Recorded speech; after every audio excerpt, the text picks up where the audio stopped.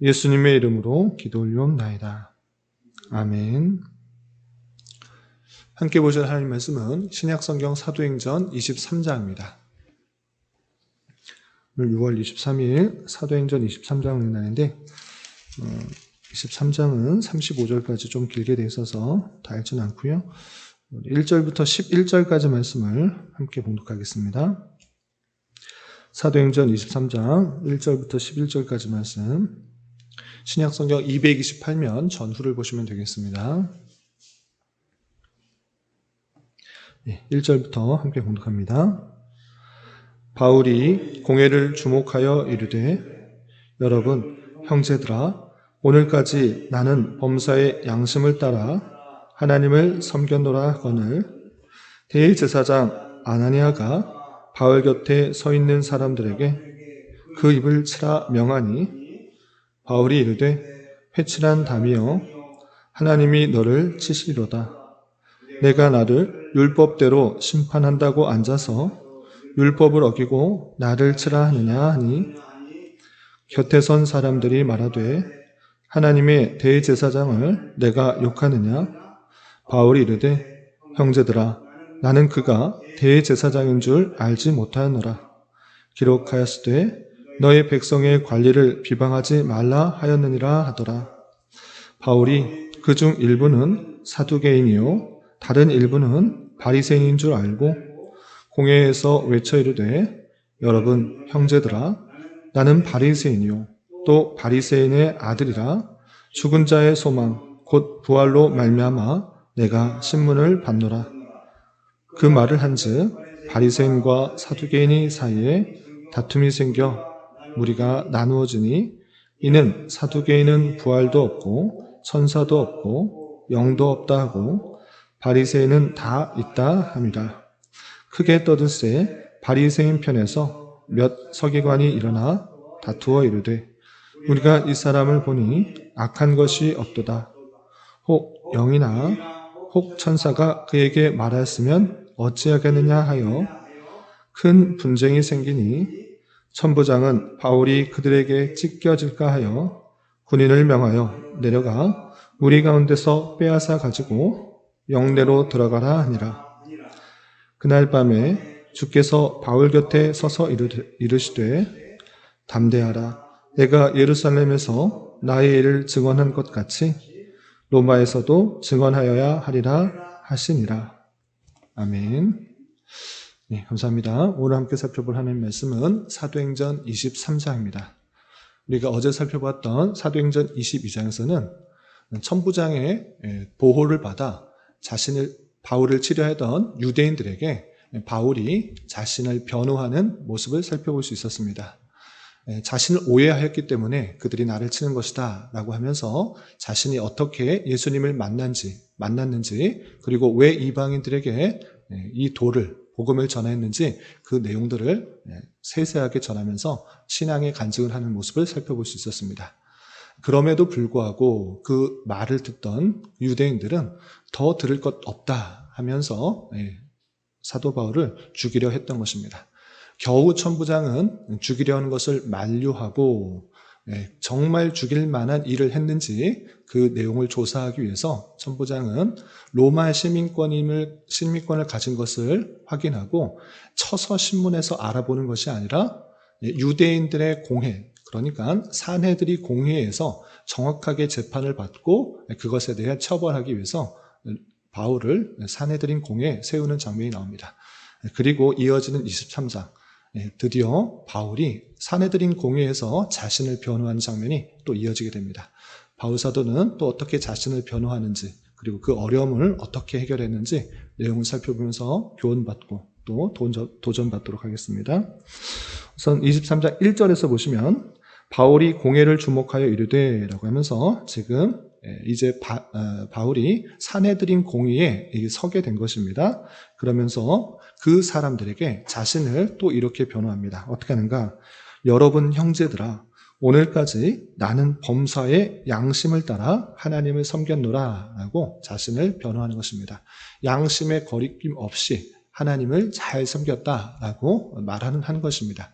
그런데 그 변호가 이어지기도 전에 또 다른 이야기를 하기도 전에 난 양심에 전혀 거리낌 없이 하나님을 잘 섬겼다라고 한 그 말을 듣고 대제사장이 분을 내면서 이런 반응을 보입니다. 어떻게 하는가? 2절 대제사장 아나니아가 바울 곁에 서 있는 사람에게 그 입을 치라 명하니 하고 있습니다. 대제사장이 한마디 한 것을 갖고 저 사람 입 쳐라, 그 말 하지 못하게 치라, 이렇게 명하는 것입니다. 여기서 대제사장 아나니아에 대해서 잠깐 소개를 드리면 정확하게 혈육적으로 아론의 자손 중에 한 명의 제사장이 아니라 그것은 자신은 돈으로 아부를 통하여서 대제사장직을 얻게 된 것입니다. 그래서 당시의 분봉왕이었던 헤롯 아그리파 동생의 후원으로서 대제사장직을 받은 그런 사람으로서 11년 동안 제사장직을 하고 나오게 되었습니다.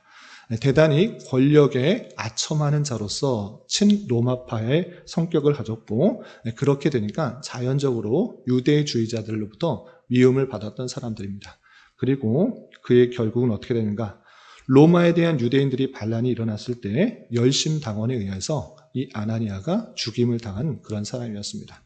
그러니까 쉽게 말해서 돈으로 권력을 사서 대제사장직을 얻어 로마의 권력에 힘을 얻어 자신의 이익만을 꿰차는 그런 대제사장이었던 것입니다.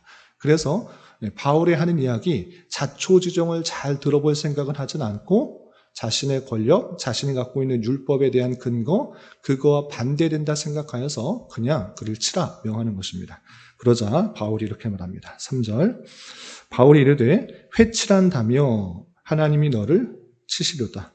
내가 나를 율법대로 심판한다고 앉아서 율법을 어기고 나를 치라 하느냐라고 하면서 바울이 정확하게 율법을 알고 있기 때문에 율법대로 정확하게 판단하여서 잘못되었으면 그것을 쳐야 되지, 그렇게 하지 않고 내가 하나님 앞에서 양심적으로 잘 섬겼다라고 말했는데 그 말이 무슨 잘못이느냐? 당신은 회칠한 무덤 같다. 겉만 아름답게 칠한 그런 모습이지만 속은 죽은 그런 모습과 똑같다라고 정확하게 지적을 하는 것입니다. 율법대로 심판하는 자로서 그 역할을 감당하지 못하고 대제사장직을 행하는 그 모습들을 아주 바르게 지적하는 것입니다.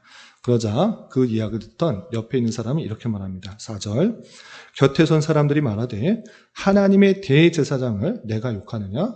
이 사람이 누군지 알지 못하느냐? 대제사장이다. 종교를 갖고 있는, 종교의 나라인 그 유대의 가장 뛰어난 사람이라고 할 수 있는 대제사장이 말하는 것을 함부로 맞받아치냐? 이 사람이 누군지 모르고 그렇게 함부로 말하냐? 이렇게 말하자 바울은 그 사람이 누군지 알지만 그 사람의 대제사장직이 올바르지 않다라는 것을 역설적으로 이렇게 표현합니다. 그래서 5절 보시면 바울이 이르되 형제들아 나는 그가 대제사장인 줄 알지 못하였노라. 기록하였을 때 너의 백성의 관리를 비방하지 말라 하였느니라 하더라 라고 하면서 대제사장인 줄 알지 못하였다라는 그 말은 진짜 대제사장인 줄 알지 못하고 그렇게 말한 것이 아니라 대제사장이면 정확히 율법에 따라서 어떤 것이 잘못됐는지를 파악하고 그것에 대해서 판결해야 하지만 그렇게 하지 않으니 대제사장이 아니다라고 역설적으로 표현하는 것입니다. 그러면서 바울은 모세 율법을 근거하여서 이렇게 표현한 것입니다. 그래서 율법 출애굽기 22장 28절에 나온 이 말씀 너의 백성의 관리를 비방하지 말라. 이것은 모세 율법인 것입니다. 모세 율법을 아주 잘 아는 바울인 것입니다. 너의 백성의 관리를 비방하지 말라는 그 율법 나도 안다. 내가 그 백성을 잘 관리하는 관리라고 하면 절대 비방하지 않을 것이다. 그러나 이 대제사장은 그 백성을 제대로 관리하지 않은 관리다. 그러므로 이 대제사장은 참된 대제사장이 아니다라고 역설적으로 그렇게 비판하는 것입니다. 이렇게 담대하게 대제사장에게도 바른 율법의 내용들을 말하면서 그 대제사장의 잘못한 것을 비판하는 것입니다. 뿐만 아니라 그 어려운 상황 속에서 또 지혜롭게 바울이 대처하는 모습을 보게 됩니다. 어떤 모습인가? 그 자리에 바리새인과 사두개인이 함께 와서 자잘못을 판단하기 위해서 함께 모여 있는 것입니다. 그래서 예수님 때도 마찬가지로 이 사두개인과 바리새인은 서로 율법을 존중하는 것은 같으나 영을 인정하는 것, 부활을 인정하는 것, 내세를 인정하는 것과는 완전히 다른 견해를 갖고 있는 것입니다. 사두개인은 그때 당시 현재에 있어서 최선을 다하는 삶, 그리고 또 권력과 또 체제를 유지하는데 관심이 있던 사람이었기 때문에 영이 있다, 부활이 있다, 이런 것을 인정하지 않았습니다. 그러나 바리새인들은 율법을 존중하는 동시에 부활과 영이 있다 믿었던 사람입니다. 그 자리에 두 사람이 있는 것을 보고 이 위기를 헤쳐나가기 위해서는 이 사람들 사이에 분쟁을 일으켜야겠다라고 생각이 들었던 것입니다. 그래서 바울 사도는 이렇게 말합니다. 6절, 바울이 그중 일부는 사두개인이요 다른 일부는 바리새인 줄 알고 공회에서 외쳐 이르되 여러분 형제들아 나는 바리새인이요 또 바리새인의 아들들이라 죽은 자의 소망 곧 부활로 말미암아 내가 신문을 받노라 라고 하면서 내가 신문을 받는 것은 부활, 곧 죽은 자의 소망 때문에 신문을 받는 것이다 라고 말을 하는 것입니다. 그러자 그 이야기 듣던 바리새인은 자기 생각과 똑같이 말하니 이 사람이 왜 신문을 받아야 되는가? 이 사람은 잘못한 것이 없다라고 받아들인 것입니다. 그러나 같은 이야기를 듣고 사두개인은 저 사람 잘못됐네. 어떻게 죽은 자가 다시 살아나는가? 어떻게 부활이 있는가? 라고 잘못됐다라고 하는 것입니다. 두 사람의 두 파의 견해가 달라지자 바울의 자잘못을 따지는 것이 아니라 두 파 간에 분쟁이 발생하게 된 것입니다. 그러자 7절, 그 말을 한즉 바리새인과 사두개인 사이에 다툼이 생겨 무리가 나누어지니, 공회를 하면서 바울 사도가 잘못한 것을 따지려 했는데 오히려 거기에 모인 사람들의 다툼과 분쟁이 발생한 것입니다. 그래서 바울 사도를 제대로 판단할 수 있는 그 모습들이 사라지게 된 것입니다. 그래서 바리새인 편에서는 이 사람이 잘못 없다. 이 사람 바르게 말한 것이다. 부활도 있고 천사도 있고 영도 있다. 그 사람 맞는 말이다. 그리고 사두개인 파는 아니다. 그런 게 어디냐라고 하면서 서로의 분쟁이 발생한 것입니다. 그래서 이 공회를 통해서 사도 바울의 자잘못을 판단하고 잘했으면 풀어나고 잘못했으면 처벌을 받도록 해야 되는데 분쟁이 난 것으로 말미암아 제대로 판결이 나지 않았던 것입니다.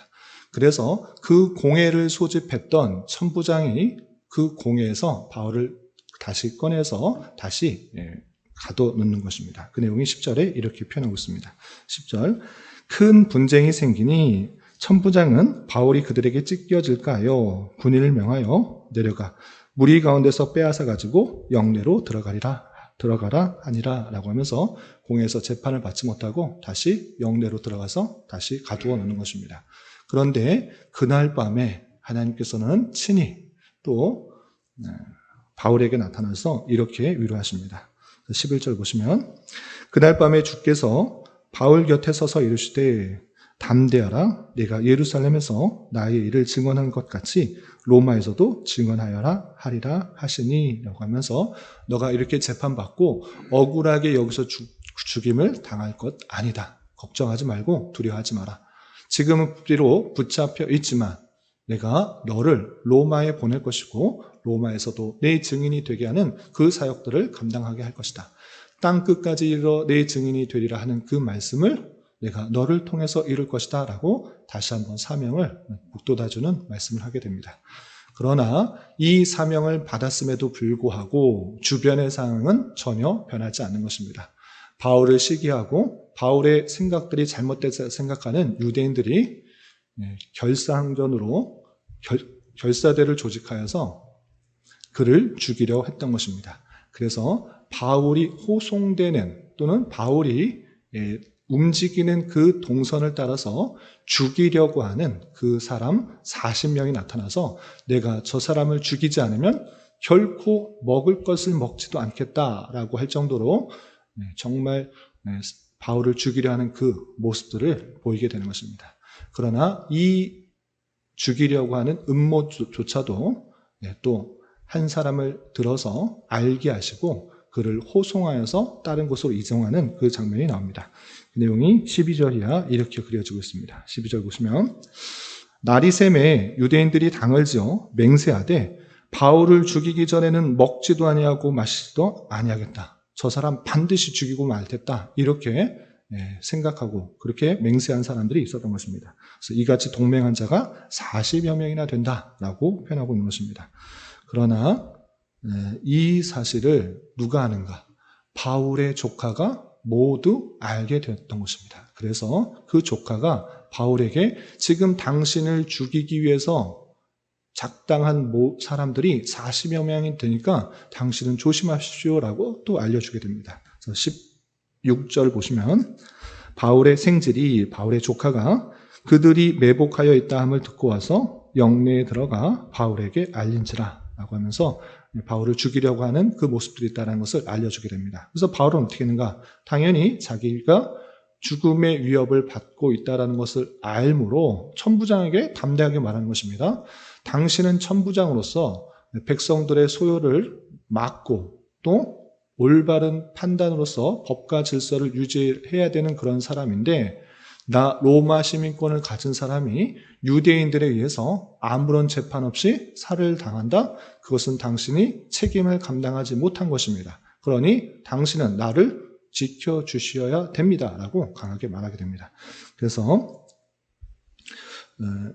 17절, 18절 보시면 바울이 한 백부장을 청하여 이르되 청년을 천부장에게 인도하라. 그에게 무슨 말이 있다 하느니 천부장에게로 데려가서 이르되 죄수 바울이 나를 불러 청년이 당신에게 할 말이 있다 하고 데리고 가기를 청하다이다 하고 천부장이 물을 때 20절 대답하되 유대인들이 공모하기를 그들이 바울에 대하여 더 자세한 것을 묻기 위함이라 하고 내일 그를 데리고 공회로 내려오기를 당신께 청하자 하였으니 당신은 그들의 청함을 따르지 마옵소서. 그들 중에 바울을 죽이기 전에는 먹지도 않고 마시지도 않기로 맹세한 자 40여 명이 그를 죽이려고 숨어서 지금 다 준비하고 당신의 허락만 기다리니다 라고 하면서 자초지종 어떻게 죽이려고 하는지 천부장에게 다 말하게 됩니다.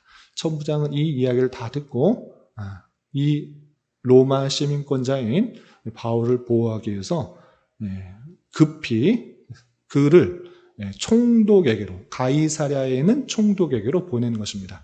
천부장으로서 책임들을 잘 지키지만 더 안전한 곳에 호송하기 위해서 가이사랴에 있는 로마로부터 파송되어서 그 지역 일대를 관할하고 있는 총독 벨릭스에게 이 바울을 보내면서 이 사람을 지켜주시고 또 로마에 가서 정확한 재판을 해달라고 요청하는 편지와 함께 많은 부대의 호송을 받아서 안전하게 가이사랴에 이르게 되는 것입니다.